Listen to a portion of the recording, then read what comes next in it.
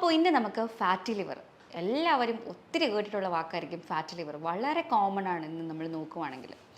ആ വാക്കിൽ തന്നെ അതിൻ്റെ അർത്ഥമുണ്ട്. നമ്മുടെ കരളിൽ കൊഴുപ്പ് അമിതമായിട്ട് അടിഞ്ഞുകൂടുന്ന ഒരു അവസ്ഥയാണ് ഫാറ്റി ലിവർ എന്ന് പറയുന്നത്. ഫാറ്റി ലിവർ കൂടുതലായിട്ട് രണ്ട് തരത്തിലാണ് കാണുന്നത്. ഒന്ന് ആൽക്കഹോളിക് ഫാറ്റ് ലിവർ, മറ്റൊന്ന് non alcoholic fat liver. Alcoholic fat അപ്പോൾ ഇന്ന് നമുക്ക് ഫാറ്റി ലിവർ എല്ലാവരും ഒത്തിരി കേട്ടിട്ടുള്ള വാക്കായിരിക്കും. ഫാറ്റി ലിവർ വളരെ കോമൺ ആണ് ഇന്ന് നമ്മൾ നോക്കുവാണെങ്കിൽ. ആ വാക്കിൽ തന്നെ അതിൻ്റെ അർത്ഥമുണ്ട്. നമ്മുടെ കരളിൽ കൊഴുപ്പ് അമിതമായിട്ട് അടിഞ്ഞുകൂടുന്ന ഒരു അവസ്ഥയാണ് ഫാറ്റി ലിവർ എന്ന് പറയുന്നത്. ഫാറ്റി ലിവർ കൂടുതലായിട്ട് രണ്ട് തരത്തിലാണ് കാണുന്നത്. ഒന്ന് ആൽക്കഹോളിക് ഫാറ്റ് ലിവർ, മറ്റൊന്ന് non alcoholic fat liver. Alcoholic fat liver എന്ന് പറയുമ്പോൾ നമുക്കറിയാം, നമ്മൾ അമിതമായിട്ട് മദ്യപാനശീലമുള്ളവർക്കൊക്കെയാണ് ആൽക്കഹോളിക് ഫാറ്റ് ലിവർ കണ്ടുവരുന്നത്. നോൺ ആൽക്കഹോളിക് ആവട്ടെ, നമ്മൾ ഭക്ഷണ രീതി കൊണ്ടിട്ട് നമ്മുടെ ലൈഫ് സ്റ്റൈൽ കൊണ്ടിട്ടുമാണ് നമുക്ക് നോൺ ആൽക്കഹോളിക് രോഗങ്ങൾ കണ്ടുവരുന്നത്. അപ്പോൾ ഇപ്പോൾ ഏറ്റവും കൂടുതൽ പക്ഷേ കണ്ടുവരുന്നതും ഈ നോൺ ആൽക്കഹോളിക് ലിവർ ഡിസീസാണ്.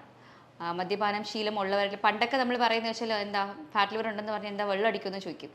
ഇപ്പോൾ പക്ഷേ അങ്ങനെയല്ല. കുഞ്ഞു കുട്ടികൾ മുതൽ 20 വയസ്സ് കഴിയുമ്പോൾ തന്നെ നമുക്ക് ഫാറ്റ് ലിവർ കണ്ടു തുടങ്ങുകയാണ് എല്ലാവർക്കും. ആദ്യമേ നമുക്ക് വലിയ സിംറ്റംസ് ഒന്നും ഫാറ്റ് ലിവറിൽ കണ്ടുപിടിക്കാൻ പറ്റില്ല. ചെറുതായിട്ട് ചിലർക്ക് നോക്കുമ്പോൾ ഈ നെറ്റിത്തടങ്ങളിലും അതുപോലെ തന്നെ ഈ കവിളിൻ്റെ രണ്ട് വശങ്ങളിലുമായിട്ടൊരു കളർ ചേഞ്ചസ്, അതായത് പിഗ്മെൻറ്റേഷൻസ് കാണുന്നു. അത് നമുക്ക് ആൻറ്റി ഓക്സിഡൻസ് ഒക്കെ കുറയുന്ന കാരണം നമുക്ക് പിഗ്മെൻറ്റേഷൻസ് കാണുന്നു. അപ്പോൾ അങ്ങനെ നിങ്ങൾക്ക് കണ്ടു തുടങ്ങുന്നുണ്ടെങ്കിൽ നിങ്ങൾ എന്തായാലും അത് നമുക്ക് ഡൗട്ടാണ്, ഫാറ്റ് ലിവർ ആവാം മേ ബി. അപ്പോൾ നമ്മൾ അതിനുള്ള ടെസ്റ്റുകളൊക്കെ ചെയ്ത് നോക്കേണ്ടതായിട്ടുണ്ട്. പിന്നൊരു കാര്യം എന്ന് വെച്ചാൽ ഹെപ്പറ്റൈറ്റിസ് ബി, സി വൈറസ് നമ്മൾക്ക് പണ്ടെങ്ങാനും മഞ്ഞപ്പിത്ത രോഗങ്ങളൊക്കെ വന്നിട്ടുണ്ടെങ്കിൽ അതിൻ്റെ ഭാഗമായിട്ട് നമുക്ക് ലിവർ ഫൈബ്രോസിസ്, സിറോസിസ് ഒക്കെ വരാനുള്ള സാധ്യതയും വളരെ കൂടുതലാണ്. അപ്പോൾ കറക്റ്റായിട്ട് വാക്സിനേഷൻ എടുക്കാൻ വേണ്ടിയിട്ട് എല്ലാവരും ശ്രമിക്കേണ്ടതാണ്. അപ്പോൾ ഈ ഫാറ്റി ലിവർ ആർക്കൊക്കെയാണ് കൂടുതലായിട്ട് വരുന്നതെന്നുള്ളത് നോക്കിയാലോ. അമിതമായിട്ട് പൊണ്ണത്തടി ഉള്ളവർക്ക്, ഒബിസിറ്റി ഉള്ളവർക്ക്, അതുപോലെ തന്നെ ഷുഗർ, പ്രമേഹ രോഗമുള്ളവർക്ക് ഫാറ്റി ലിവർ കാണാം. തൈറോയ്ഡ് രോഗികൾക്കൊക്കെ ഫാറ്റി ലിവർ കാണുന്നുണ്ട്. കൊളസ്ട്രോൾ ഉള്ളവർക്ക്, ഇത്തരം രോഗങ്ങളുള്ളവർക്കാണ് കൂടുതലായിട്ട് നമുക്ക് ഫാറ്റി ലിവർ കണ്ടുവരുന്നത്. അപ്പോൾ എന്തൊക്കെ സിംറ്റംസ് ആയിരിക്കും ഫാറ്റി ലിവർ ഡിസീസിൽ നമുക്ക് ഉണ്ടാവുന്നത്? ഞാൻ പറഞ്ഞല്ലോ, ആദ്യമൊന്നും നമുക്ക് ഒരു സിംറ്റംസ് ഉണ്ടാവില്ല. പോകെ ഒരു 4ാമത്തെ സ്റ്റേജ് അടുത്തിട്ട് ഒരു ലിവർ സിറോസിസ് സ്റ്റേജൊക്കെ ആകുമ്പോഴായിരിക്കും നമുക്ക് സിംറ്റംസ് ഒക്കെ വന്നു തുടങ്ങുന്നത്. അതിൽ പ്രധാനമായിട്ട് നമുക്ക് വരുന്ന സിംറ്റമാണ് കൈകാലിലൊരു ചൊറിച്ചിൽ വരിക. രണ്ട് കൈയിലും കാലിലും ഒക്കെ പുറമേയൊക്കെ ആയിട്ട് ചൊറിച്ചിൽ തോന്നുക. അതുപോലെ തന്നെ കാലിൽ നീര്, കയ്യിൽ നീര്, വയറിൽ നീര്, അസൈഡിസ് എന്നൊക്കെ പറയും. ഫ്ലൂയിഡ് ഇങ്ങനെ കെട്ടി നിൽക്കുന്ന ഒരവസ്ഥയാണ്. അപ്പോൾ നമ്മളതൊന്ന് തൊട്ട് കഴിഞ്ഞാൽ അതൊരു പിറ്റിംഗ് ടൈപ്പാണ്. അതായത് കുഴിഞ്ഞു പോവും, കൈ എടുക്കുമ്പോഴത്തേക്ക് നേരെ വരും. അത് പിറ്റിംഗ് ടൈപ്പ് എഡിമ എന്നാണ് പറയുന്നത്. അങ്ങനത്തെ രീതിയിൽ നമ്മൾ കാണുക. പിന്നെ ഒരു കൺഫ്യൂഷൻ ഉണ്ടാവുക. എപ്പോഴും തളർച്ചയാണ്. തളർച്ച, ക്ഷീണം, കിടക്കാനും ഒന്നും ചെയ്യാനുള്ളൊരു മടി, അലസതയൊക്കെ കൂടുതലായിട്ട് വരും. അപ്പോൾ ഇത്തരം സിംറ്റംസ് ആണ് നമുക്ക് ഫാറ്റി ലിവർ ഡിസീസിൽ കൂടുതലായിട്ടും കണ്ടുവരുന്നത്. അപ്പോൾ ഇതിൻ്റെ സ്റ്റേജസിനെ കുറിച്ച് നമുക്ക് നോക്കാം. 4 തരത്തിലാണ് നമുക്ക് ഫാറ്റ് ലിവർ വരുന്നത്. 1, 2, 3, 4, 5. ഒന്നാമത്തെ സ്റ്റേജിനെ നമ്മൾ സിമ്പിൾ ഫാറ്റി ലിവർ എന്ന് പറയും. രണ്ടാമത്തെ സ്റ്റേജ് ആവട്ടെ നാഷ് എന്ന് പറയും. നോൺ ആൽക്കഹോളിക് സ്റ്റെറ്റോ ഹെപ്പറ്റൈറ്റിസ് എന്ന് പറയും, നാഷ് എന്ന് പറയും. ഈ ഒരു അവസ്ഥയിലായിരിക്കും നമ്മൾ കണ്ടുപിടിക്കുന്നത്. നമ്മൾ എന്തെങ്കിലും ആവശ്യത്തിനൊക്കെ ആയിട്ട് സ്കാൻ ചെയ്യുമ്പോഴായിരിക്കും നമ്മൾ കൂടുതൽ പേരും ഫാറ്റ് ലിവർ കണ്ടുപിടിക്കുന്നത്. അപ്പോഴായിരിക്കും ഈ ഒരു അവസ്ഥയിൽ നാഷിലാണ് നമ്മളിത് കണ്ടുപിടിക്കുന്നത്.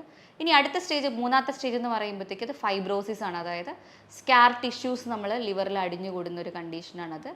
നമ്മൾ ലിവറിൻ്റെ സ്കാനൊക്കെ എടുത്ത് നോക്കിക്കഴിഞ്ഞാൽ അവിടെ എവിടെയായിട്ട് ഈ ടിഷ്യൂസ് വന്നിട്ട് കൂടിച്ചേർന്ന് ഒരു സ്കാർ ഫോമേഷനിൽ കാണപ്പെടും. അപ്പോൾ അതിനർത്ഥം നമ്മുടെ സെല്ലുകൾ നശിച്ചു തുടങ്ങുന്നു, അല്ലെങ്കിൽ കുറച്ച് നശിച്ചിട്ടുണ്ട് എന്നാണ് അർത്ഥം. അടുത്ത സ്റ്റേജാണ് ലിവർ സിറോസിസ് എന്ന് പറയുന്നത്. അപ്പോൾ പലരും പേടിക്കും, ലിവർ സിറോസിസ് എന്ന് പറഞ്ഞാൽ പിന്നെ വേറെ ഒന്നും ചെയ്യാനില്ല, മരിച്ചു പോവും. അങ്ങനെയൊന്നുമല്ല. ലിവർ സിറോസിസ് ഉള്ളൊരു വ്യക്തിയും നല്ല രീതിക്ക് ലൈഫ് സ്റ്റൈൽ മെയിൻറ്റെയിൻ ചെയ്ത് കഴിഞ്ഞാൽ വർഷങ്ങളോളം നമുക്ക് ജീവിക്കാൻ സാധിക്കുന്നതാണ്. നല്ല ക്വാളിറ്റിയുള്ള ലൈഫ് നമുക്ക് മുന്നോട്ട് കൊണ്ടുപോകാൻ സാധിക്കുന്നതാണ്. അപ്പോൾ എന്തൊക്കെ ചെയ്താൽ നമുക്ക് ഈ ഫാറ്റ് ലിവർ റിവേഴ്സ് ചെയ്യാം എന്നുള്ളതിനെക്കുറിച്ച് ഞാൻ പറയാം. ഈസി ആയിട്ട് നമുക്ക് വീട്ടിൽ ചെയ്യാൻ പറ്റുന്ന കാര്യമാണ്.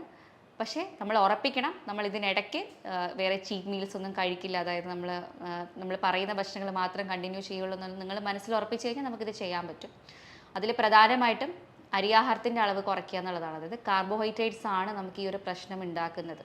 പ്രധാനമായിട്ടും ലിവർ ചെയ്യുന്ന ഫങ്ഷൻസ് ആണ് നമ്മുടെ ശരീരത്തിലെ ടോക്സിൻസിനെ റിമൂവ് ചെയ്യുന്നത്, ബ്ലഡ് പ്യൂരിഫൈ ചെയ്യുന്നത്, നമ്മുടെ വൈറ്റമിൻസും മിനറൽസും ഒക്കെ സൂക്ഷിച്ചു വയ്ക്കുന്നത്, അതുപോലെ തന്നെ പിത്താശയത്തിൽ ബൈൽ ആസിഡ്സിൻ്റെ പ്രൊഡക്ഷൻ ഉണ്ടാക്കുന്നത്, ബ്ലഡ് ക്ലോട്ടിംഗ് ഒക്കെ നിയന്ത്രിക്കുന്നത്, ഇമ്മ്യൂണിറ്റി ഒക്കെ ബൂസ്റ്റ് ചെയ്യുന്നതൊക്കെ നമ്മുടെ ലിവർ ചെയ്യുന്ന ഫങ്ഷൻസ് ആണ്. അപ്പോൾ നമുക്കറിയാം ഇത്രയും ഫങ്ഷൻസ് ചെയ്യുമ്പോൾ ലിവറിന് എന്തെങ്കിലും പാകപ്പിഴകൾ സംഭവിക്കുമ്പോൾ നമ്മളെ മൊത്തം ശരീരത്തിലെ ഫങ്ഷൻസിനെയും എഫക്റ്റ് ചെയ്യുന്നതാണ്.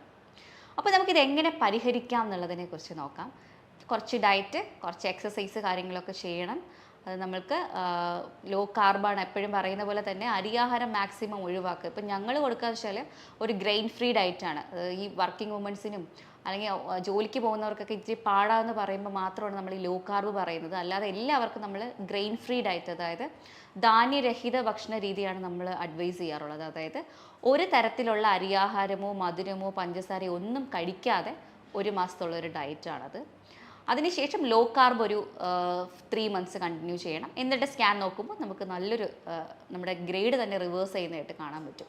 അപ്പോൾ അതെങ്ങനെയാണെന്ന് പറഞ്ഞാൽ അരിയാഹാരം മാക്സിമം നമ്മൾ റെഡ്യൂസ് ചെയ്യുക എന്നല്ല, കുറയ്ക്കുക. നമ്മൾക്ക് അരിയാഹാരം വേണ്ട, പ്രോട്ടീൻസ് നന്നായിട്ട് കഴിച്ചിട്ട് അതുപോലെ തന്നെ ഫൈബർ റിച്ച് ആയിട്ടുള്ള പച്ചക്കറികൾ പഴങ്ങളൊക്കെ നന്നായിട്ട് കഴിച്ച് ഈ ഒരു രീതിയിൽ വേണം ഡയറ്റ് കൊണ്ടുപോകാനായിട്ട്. പിന്നെ വെള്ളം കൂടി വളരെ ഇമ്പോർട്ടൻ്റ് ആണ്. ഒരു 3 ലിറ്റർ വെള്ളം നിർബന്ധമായിട്ട് കുടിക്കണമെങ്കിൽ മാത്രമേ ഈ കിടക്കുന്ന ഈ ഫാറ്റ്സും കൊഴുപ്പും ആവശ്യമില്ലാത്തൊക്കെ നമുക്ക് എലിമിനേറ്റ് ചെയ്ത് നമുക്ക് യൂറിനിലൂടെ പുറത്ത് കൊണ്ടുപോകാൻ പറ്റുള്ളൂ.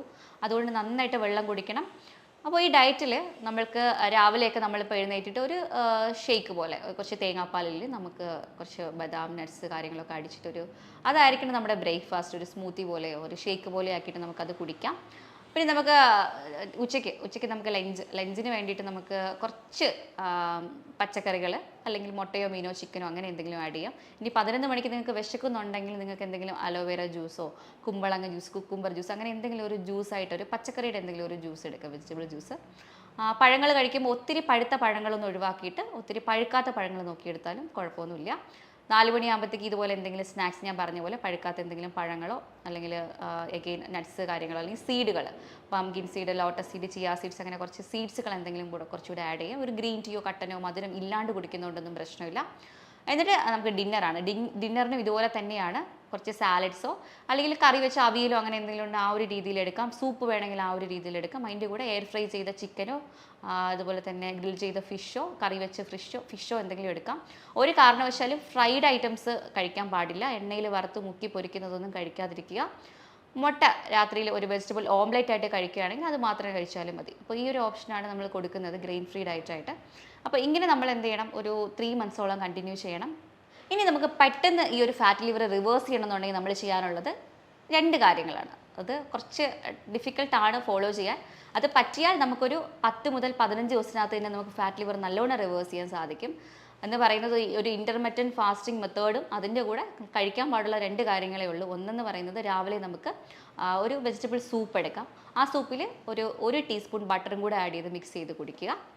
പിന്നെ നമുക്ക് ഉച്ചയ്ക്ക് അല്ലെങ്കിൽ ഒരു 2 മണി സമയത്ത് ഭക്ഷണം കഴിക്കാം. എന്ന് പറയുന്നത് ഒരു സാലഡാണ്. ഒരു ബൗൾ നിറയെ സാലഡ്സ്, വെജിറ്റബിൾ സാലഡ് എടുത്തിട്ട് അതിൽ കുറച്ച് തേങ്ങ ചിരികിയതും കൂടി ഇട്ടിട്ട് കഴിക്കുക. അപ്പോൾ ഈ 2 മീൽ മാത്രമേ നമ്മൾ പറയുള്ളൂ. പിന്നെ നമ്മൾ അടുത്ത സമയം നമ്മൾ ഫാസ്റ്റിങ്ങിലായിരിക്കണം. അപ്പോൾ ഒരു 16 മണിക്കൂർ നമുക്ക് ഫാസ്റ്റ് കിട്ടും. ഈ ഒരു രീതിയിൽ പോകുമ്പോൾ നമ്മൾ അടിഞ്ഞുകൂടിയ കൊഴുപ്പ് വേഗം തന്നെ നമുക്ക് കളയാൻ വേണ്ടിയിട്ട്, അല്ലെങ്കിൽ ഉരുക്കി കളയാൻ വേണ്ടിയിട്ട് നമുക്ക് സാധിക്കും. ഇങ്ങനെ നമ്മൾ ചെയ്യാനുള്ളത് ഒരു 10 മുതൽ 15 ദിവസമാണ്. അത്രയും നമുക്ക് പറ്റുള്ളൂ. അത്രയും ചെയ്ത് കഴിയുമ്പോൾ തന്നെ നമുക്കൊരു നല്ലൊരു റിസൾട്ട് നമുക്ക് കിട്ടുന്നതായിരിക്കും. പിന്നെ നമ്മൾ ഫോളോ ചെയ്യാനുള്ളത് ലോ കാർബ് ഡയറ്റ് അല്ലെങ്കിൽ നേരത്തെ പറഞ്ഞ ഗ്രെയിൻ ഫ്രീ ഡയറ്റ് കണ്ടിന്യൂ ചെയ്താൽ മതിയാവും. എക്സസൈസ് വളരെ വളരെ ഇമ്പോർട്ടൻ്റ് ആണ്. അതായത് നമ്മളൊരു 45 മിനിറ്റ് എക്സസൈസ് നിർബന്ധമാക്കണം. ഇപ്പം നമ്മൾ ഈ ഒരു ഡയറ്റ് പോവുകയാണെങ്കിൽ കൂടെ എക്സസൈസ് നിർബന്ധമാണ്. നടക്കാൻ പോവുകയാണെങ്കിൽ അത് തന്നെ മതി. നല്ല രീതിക്ക് കൈവീശി വേഗത്തിലുള്ള നടത്തം വളരെയധികം ഉപകാരപ്പെടും. അതുപോലെ തന്നെ ജിം വർക്കൗട്ടൊക്കെ അങ്ങനെയാണെങ്കിൽ അതും നല്ലതാണ്. നമ്മൾ മസിൽ സ്ട്രെങ്തനിങ് എക്സസൈസ് ഒക്കെ ഒന്ന് പ്രാക്ടീസ് ചെയ്യുന്നത് വളരെ നല്ലതായിരിക്കും. അങ്ങനെ ചെയ്താൽ മാത്രമേ നമ്മുടെ എക്സൈറ്റുള്ള കലോറീസ് ബേൺ ആവുള്ളൂ. ഇനി ലിവർ സിറോസിസ് പേഷ്യൻ്റ് ആണ് നിങ്ങളെന്നുണ്ടെങ്കിൽ, ഞാൻ പറഞ്ഞല്ലോ ലിവർ സിറോസിസ് ഉള്ളവർക്കൊക്കെ ഭയങ്കര ഭയമായിരിക്കും. അവർക്ക് ഇനി ഒന്നും ചെയ്യാൻ പറ്റില്ല അല്ലെങ്കിൽ മരിച്ചു പോകും എന്നുള്ളൊരു ഭയമായിരിക്കും. പക്ഷേ അങ്ങനത്തെ കാര്യങ്ങളൊന്നുമില്ല. നമ്മൾ ശരിക്കും ലൈഫ് സ്റ്റൈൽ ഒന്ന് കറക്റ്റ് ചെയ്ത് ഭക്ഷണമൊക്കെ കറക്റ്റായിട്ട് നിയന്ത്രിക്കുകയാണെങ്കിൽ അങ്ങനെ നമുക്ക് പറയാൻ കഴിയില്ല. നമുക്കൊരു ക്വാളിറ്റിയുള്ള ലൈഫ് തന്നെ ലീഡ് ചെയ്യാൻ സാധിക്കും. അപ്പോൾ അവർ ശ്രദ്ധിക്കേണ്ട കാര്യം ഈ പറയുന്ന പോലെ തന്നെ ഒരു കാരണവശാലും മധുര പലഹാരങ്ങളോ സോഫ്റ്റ് ഡ്രിങ്ക്സ്, അതായത് കൊക്കക്കോള, പെപ്സി അങ്ങനത്തെ കാര്യങ്ങളൊന്നും കഴിക്കാൻ പാടില്ല. ബേക്കറി സാധനങ്ങൾ, പഞ്ചസാര കൂടുതലായിട്ട് അടങ്ങിയ കാര്യങ്ങളും ഒക്കെ ഒഴിവാക്കണം. ടിൻഡ് ഫുഡ്സ്, പാക്ഡ് ഫുഡ്സ് ഒന്നും കഴിക്കാൻ പാടില്ല. അതായത് ലേസ് അങ്ങനത്തെ കുർക്കുറെ അങ്ങനെ നമുക്ക് പാക്ഡായിട്ട് വരുന്ന ഭക്ഷണങ്ങളൊന്നും കഴിക്കാൻ പാടില്ല. എക്സസ് സാൾട്ട്, അതിൽ എണ്ണയിൽ വറുത്ത് കോരുന്ന കാര്യങ്ങളൊന്നും കഴിക്കാൻ പാടില്ല. ഈ ഒരു രീതിയിൽ നമ്മൾ ശ്രദ്ധിക്കുകയാണെങ്കിൽ പ്രോസസ്ഡ് ആയിട്ടുള്ള കാര്യങ്ങളൊക്കെ ഒരുപാട് ചെല്ലുമ്പോഴാണ് നമുക്കത് ഈ ടോക്സിൻസ് റിമൂവ് ചെയ്യാൻ ലിവറിന് സാധിക്കാണ്ട് വരുന്നത്. അപ്പോൾ അത്രയും കാര്യങ്ങൾ നിങ്ങളൊന്ന് ശ്രദ്ധിക്കുക. ഇത്രയും കാര്യങ്ങൾ ഒഴിവാക്കിയിട്ട് ഈ ഒരു എക്സസൈസും നല്ല ഡയറ്റും വെള്ളമൊക്കെ നന്നായിട്ട് കുടിച്ചു കഴിഞ്ഞാൽ നല്ല രീതിക്ക് നമുക്കൊരു ലൈഫ് കുറേ നാൾ മുന്നോട്ട് കൊണ്ടുപോകാൻ സാധിക്കുന്നതാണ്. ഇത്തരം കാര്യങ്ങളൊക്കെ ഒന്ന് ശ്രദ്ധിക്കുക. ഞാൻ നേരത്തെ പറഞ്ഞതുപോലെ പ്രോസസ്ഡ് ഐറ്റംസും കോളാസും മധുരങ്ങളും എല്ലാം ഒഴിവാക്കണം. സ്ട്രെസ്സ് നന്നായിട്ട് കൺട്രോൾ ചെയ്യുക, നന്നായിട്ട് ഉറക്കം വേണം, 7-8 മണിക്കൂർ ഉറങ്ങണം. ഇത്രയും കാര്യങ്ങളൊക്കെ ഒന്ന് നമ്മൾ ഡെയിലി ശീലമാക്കുക. അതുപോലെ തന്നെ ലിവർ സിറോസിസ് രോഗികൾക്ക് നമുക്ക് പെട്ടെന്ന് നേസൽ ബ്ലീഡിങ്, അതായത് നമുക്ക് വായിൽ നിന്നോ മൂക്കിൽ നിന്നൊക്കെ ബ്ലഡ് വരിക, അല്ലെങ്കിൽ നമ്മൾ എവിടെയെങ്കിലും നോക്കുമ്പോൾ നമ്മുടെ ദേഹത്തൊക്കെ ചുമന്ന പാടുകൾ, അതായത് ബ്രൂയിസസ് എന്ന് പറയും, ബ്ലഡ് വെസൽസ് റപ്ചറായിട്ട് ബ്ലഡ് ക്ലോട്ട് ചെയ്ത് കിടക്കുന്ന ഒരു അവസ്ഥ ഉണ്ട്. ഇതൊക്കെ നമ്മൾ കാണുകയാണെന്നുണ്ടെങ്കിൽ ഉടനെ നമ്മളൊരു ഡോക്ടറിനെ കൺസൾട്ട് ചെയ്യണം. അതുപോലെ തന്നെ ശക്തമായ ചൊറിച്ചിൽ കയ്യിലും ഉള്ളം കയ്യിലും കാലിലൊക്കെ അനുഭവപ്പെടുന്നുണ്ടെങ്കിലോ, അല്ലെങ്കിൽ നമുക്ക് കൺഫ്യൂഷൻ, അതായത് നമ്മൾ പരസ്പര വിരുദ്ധമായിട്ട് സംസാരിക്കുന്നുണ്ട്, മെമ്മറി കിട്ടുന്നില്ല, അങ്ങനത്തെ അവസ്ഥയൊക്കെ ഉണ്ടെങ്കിൽ നമ്മളൊന്ന് ഡോക്ടറെ കൺസൾട്ട് ചെയ്യുക. അല്ലാണ്ട് നമുക്ക് ലിവർ സിറോസിസിനും വലിയ സിംറ്റംസ് ഒന്നും ആർക്കും കാണുന്നില്ല. ചിലർക്കൊക്കെ വെയിറ്റ് കുറയുന്നതായിട്ട് ശ്രദ്ധിക്കുന്നുണ്ട്. അത് കുഴപ്പമില്ല. നമ്മൾ പ്രോട്ടീൻസ് ഒക്കെ നന്നായിട്ട് കഴിക്കാം. കാർബോഹൈഡ്രേറ്റ്സ് മാത്രം ഒന്ന് കുറച്ച് കൊണ്ടുപോയാൽ മതി. പിന്നെ ഒരുപാട് നീരൊക്കെ ഉണ്ടെങ്കിൽ നമ്മൾ ആ ഒരു കാലൊക്കെ ഒന്ന് ഉയർത്തി വെച്ച് ആ ഒരു രീതിയിൽ ഇരിക്കണം. പിന്നെ നമുക്ക് അസൈറ്റിസ് എന്ന് പറഞ്ഞൊരു കണ്ടീഷനുണ്ട്, വയറിൽ വെള്ളം കിട്ടുന്നൊരു ഒരു അവസ്ഥയാണത്. അതുണ്ടെന്നുണ്ടെങ്കിൽ അത് നമ്മൾ കണ്ടുപിടിക്കണം. അങ്ങനെ ഉണ്ടെങ്കിൽ അതിന് പ്രത്യേകം ട്രീറ്റ്മെൻറ്റുകൾ നമുക്ക് എടുക്കേണ്ടതായിട്ടുണ്ട്. അപ്പോൾ ലിവർ സിറോസിസ് ഉള്ളവരും പേടിക്കേണ്ട ആവശ്യമില്ല. ഈ രീതിയിൽ ഡയറ്റും എക്സസൈസൊക്കെ ഒന്ന് കണ്ടിന്യൂ ചെയ്ത് പോവുക. കൂടുതൽ വിവരങ്ങൾക്കായിട്ട് താഴെ കാണുന്ന നമ്പറിൽ നിങ്ങൾക്ക് കോൺടാക്ട് ചെയ്യുന്നതാണ്. അടുത്തൊരു വീഡിയോ ആയിട്ട് വീണ്ടും കാണാം. താങ്ക്